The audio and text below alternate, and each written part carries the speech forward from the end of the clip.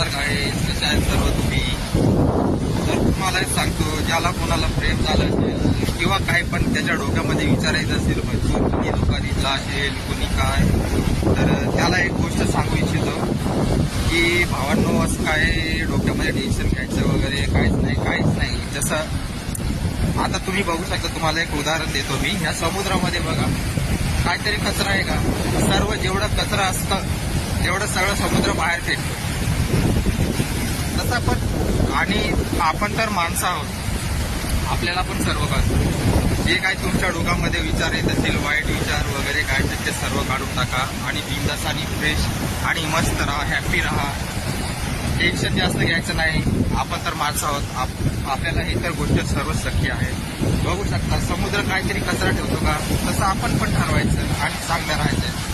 नमस्कार.